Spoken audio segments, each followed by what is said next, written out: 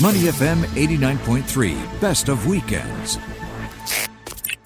Should there be a ban on balconies and near windows? Yeah, not just out in public, but actually inside people's homes. Should there be a ban on that? And that was probably second to today. That was the day we got the most comments on Facebook Live. Yeah. We had lots of people commenting in on that. Migratory birds and secondhand smoke. Who knew, right? I don't know. We have a very, very interesting and educated audience. That's all all I'll say about that. But so today, let's talk with a medical doctor about this idea of secondhand smoke, the dangers that it represents. With us now, Dr. Tan Kok Kuan, who is the director of Dr. Tan Medical Center, talking about smoking cessation, talking about secondhand smoke as it relates to that discussion in Parliament. Thanks for being with us today, Dr. Tan.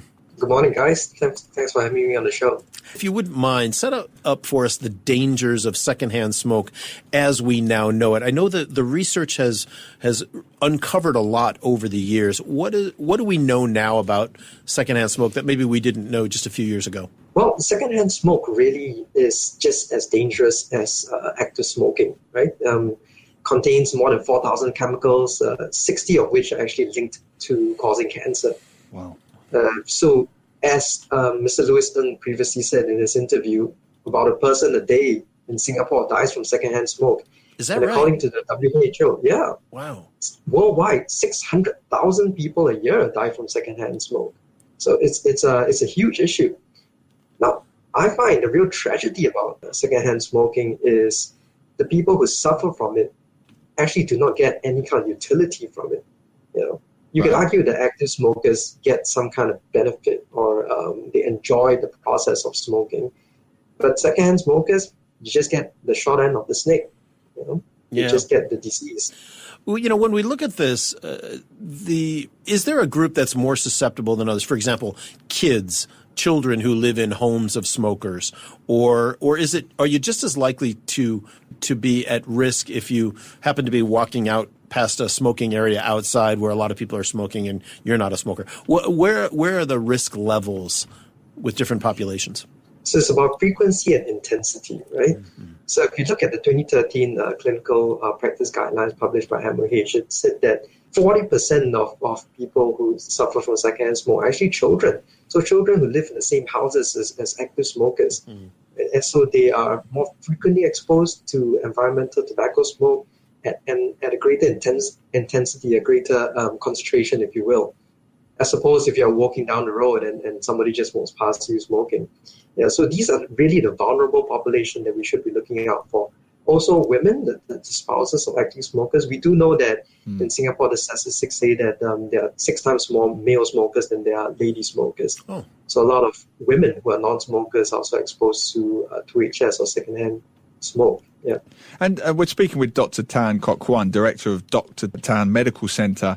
And Dr. Tan, when we had Lewis Ng, the MP for Nee Soon, on the show to talk about the dangers of second-hand smoke and why he was presenting the bill in Parliament, addressing many of the issues, scientific, provable issues and facts that you have mentioned just now, on Facebook, it was quite a polarizing issue. Obviously, the smokers were not happy about it, obviously. And their kind of defense was it's an infringement of civil liberties. It's an attack on their personal freedoms. What I do in my own home is my business. As a medical professional, what would be your take on that? What would be your response to that? Okay, so in an ideal situation, a smoker's right to smoke ends where a non-smoker's right to clean air starts, right? But unfortunately, it's very difficult to enforce this ideal. We know that scientifically speaking, there is no safe level of secondhand smoke. Secondhand smoke is just harmful. So people who do not smoke should be absolutely 100% protected from secondhand smoke. Unfortunately, this thing about encroaching onto civil liberties of people in their own homes is a political question that I personally wouldn't touch with a 10-foot pole. That's why I'm only asking you to focus on the medical provable facts. Yes.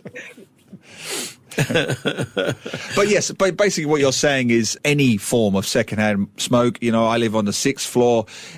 I can smell it if someone's smoking on the second floor because they're smoking on their balcony. If I can smell it, therefore, you're suggesting it could potentially have a negative impact upon me. Would that be fair? If I can smell it, it's within my vicinity.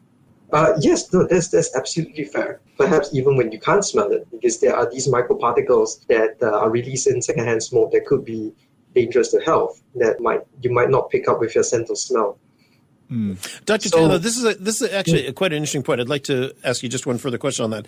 If, for example, in my condo, 2 floors down or maybe 3 floors down, there's a smoker who during the circuit breaker went out for smoke breaks, on their balcony. It's their property.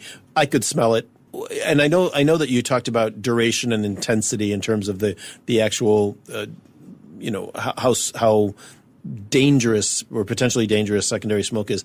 But from a practical standpoint, if somebody is 2 or 3 floors away or 5 floors away, is their secondhand smoke really a danger to a non-smoker that happens to smell it, that lives a few floors away, a few floors up? Okay, to be fair, I'm not aware of any real medical data that can quantify this.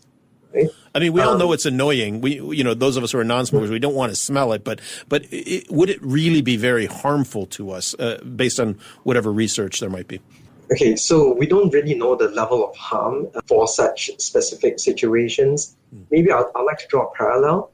There's also something known as third-hand smoke, which is smoke that is infused into furniture, at bars or pubs or at home, right? So even when the smoker is not actively smoking, it's still releasing particles into the air. So there is some talk about third-hand smoke being dangerous, but then we don't really have a lot of data to quantify this amount of danger to people. So I guess we can use that to kind of draw a parallel between your described situation and this. And I would say, yes, it would certainly have some kind of effect on your health. Like I said, there's no safe level of secondhand smoke, but how big is the effect? How great is that effect? I can't really answer at this point. Right. And Lewis Ng's bill, as we know, is before Parliament. It's triggering a tremendous amount of debate and discussion, which is a good thing. We encourage it. Both sides of the story are very, very important.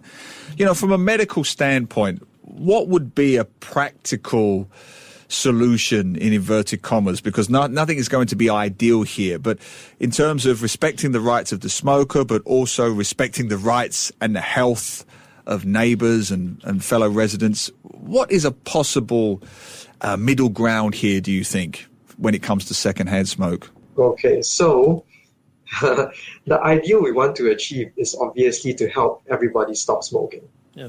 Right? And I think we do have a lot of initiatives going in that direction, and also to help people who don't smoke, protect them from secondhand smoke.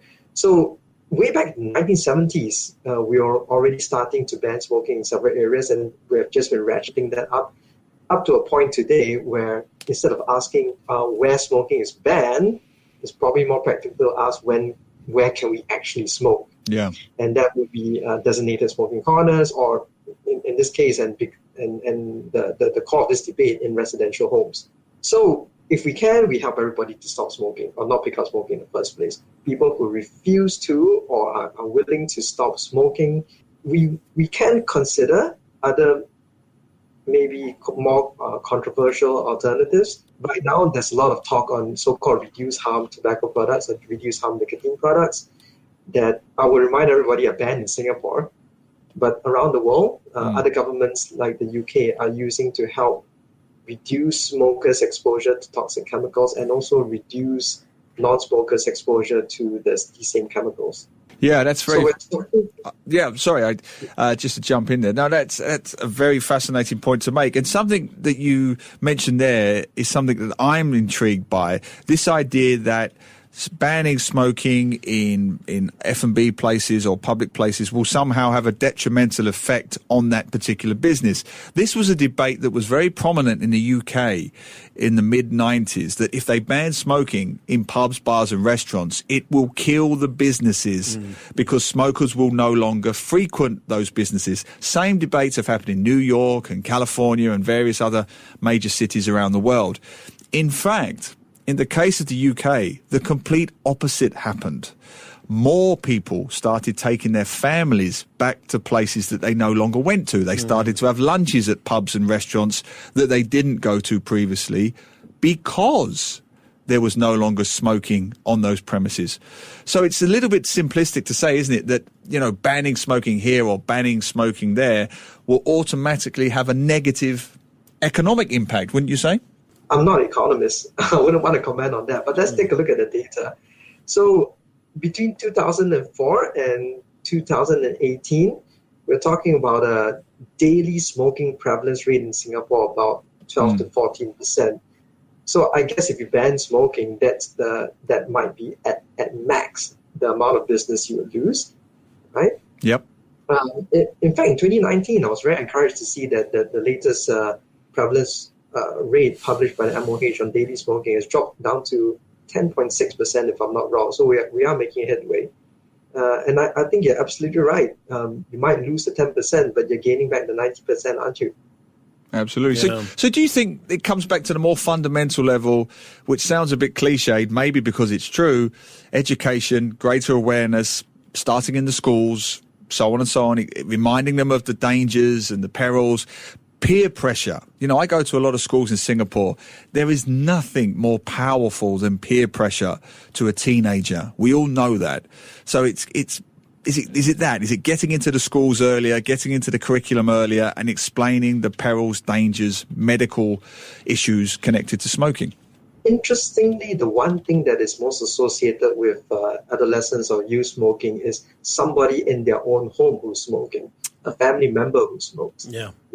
And that is also the way to procure cigarettes, because as you know, the minimum legal age for buying cigarettes is 20 years old this year, but it'll be raised to 21 next year. So how are these 16-year-olds getting cigarettes? Most of the time it's from a family member who's smoking. Yes, so you're absolutely right.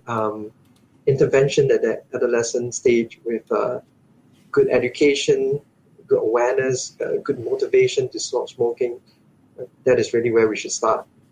Dr. Tan, there are many types of programs to help people quit smoking. And in your practice, where do you recommend people go that come in, they know they've got a problem, they've tried to quit before, which many smokers often have tried multiple times.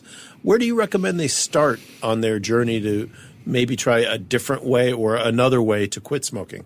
Quitting smoking is about achieving long-term sustainable behavioral change. And there are really many strategies to do this. And right now, what we try to do is we try to combine behavioral intervention, which is things like motivational interviewing, cognitive behavioral therapy, with pharmacotherapy. Giving medicines or giving nicotine replacement therapies to help smokers come off smoking shouldn't be seen as a last-ditch effort. It should be seen as something that we offer right from the start. But like, bring out all the guns and get the problem solved as quickly as we can kind of thinking. So there are many resources out there to help smokers quit smoking. There's obviously the Quit Line by Health Promotion Board, 1-800-438-2000 if your listeners are interested. Any of the polyclinics, most of the pharmacies, right? And of course, any of your family physicians out there, they all can help smokers quit smoking. So the most important thing is to get motivated, make the decision, and make this first step. That's the key point there, get motivated. So let's end on a nice, positive, upbeat note. As a medical practitioner, give our listeners the benefits, a couple of positives that they will get if they stop smoking. I want people to align their own values with the reasons why they want to stop smoking, right? So there are the usual reasons that doctors like to tell you, which within 20 minutes, your blood pressure goes down. Within a day, your lungs get healthier. Within 5 years, your cancer risk gets less. There are benefits that other counselors would like to tell you, like, you save money by not buying cigarettes, but really align it with your own values. What do you want? Do you want to watch your children grow up? Do you want to live long enough to see your grandchildren graduate? If you want to achieve these things which are valuable to you yourself, please stop smoking. Wonderful. Awesome. Dr. Tan Kok Kuan, Director of Dr. Tan Medical Center, thank you very much for contributing to this discussion on secondhand smoking cessation. Really appreciate it today. Thank you, guys.